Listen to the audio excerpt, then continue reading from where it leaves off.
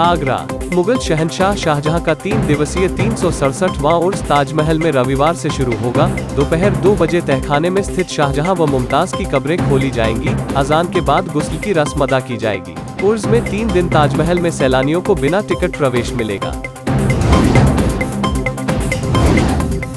मेरठ में rapid rail के लिए 20 मीटर नीचे खुदेगी सुरंग, ऊपर चलते रहेंगे वाहन। यूपी पावर कॉर्पोरेशन केपीएफ घोटाले में बड़ी कार्रवाई। तत्कालीन निदेशक महाप्रबंधक से 1845.68 करोड़ की वसूली बर्खास्त की। प्रधान न्यायाधीश ने बुनियादी न्यायिक ढांचे के अभाव पर जताई निराशा, कहा अदालतों में भरे जाए रिक्त पद। बाराबंकी में दारोगा ने कोतवाली में लगाई फांसी, साथ ही दारोगा के कमरों को बाहर से कर दिया था बंद। उत्तराखंड में पीपीपी मोड पर चल रहे डायलिसिस केंद्र का 3 करोड़ बकाया, बंद करने का नोटिस चस्पा। भारत ने पिछले 24 घंटों में 243 मौतों के साथ 10,273 नए कोरोना वायरस मामले दर्ज किए। सक्रिय मामले घटकर 1,11,472 हो गए। भाजपा अध्यक्ष जेपी नड्डा का ट्विटर अकाउंट हैक, हैकर्स ने लिखा रूस को मदद चाहिए, क्रिप्टो करेंसी में मांगा डोनेशन।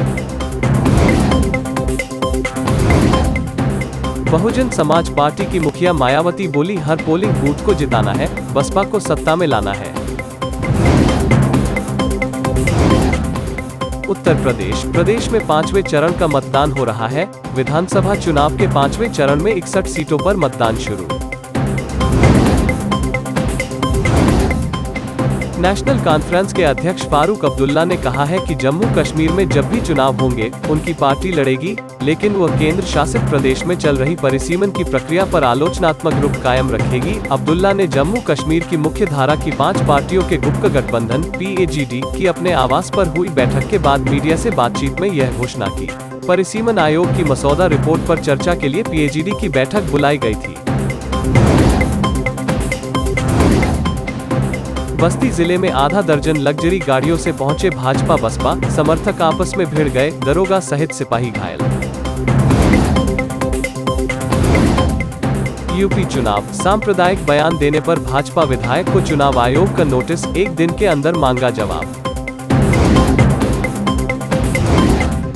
केंद्रीय मंत्री पीयूष गोयल ने मुंबई हवाई अड्डे पर यूक्रेन से सुरक्षित निकाले गए भारतीय नागरिकों का स्वागत किया।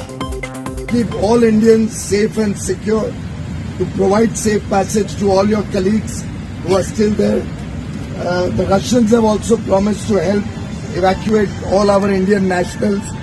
So I would urge all of you, be very strong and give that strength to all your other. Airlift, Ukraine से एयर इंडिया की दूसरी फ्लाइट पहुंची दिल्ली, तीसरी ने भी भरी उड़ान, सिंधिया ने गुलाब देकर किया स्वागत। विशाखापट्टनम में बहुराष्ट्रीय अभ्यास मिलान 2022 के दौरान आयोजित होने वाली परेड के लिए पूर्वाभ्यास करते भारतीय सेना, नौसेना और वायुसेना।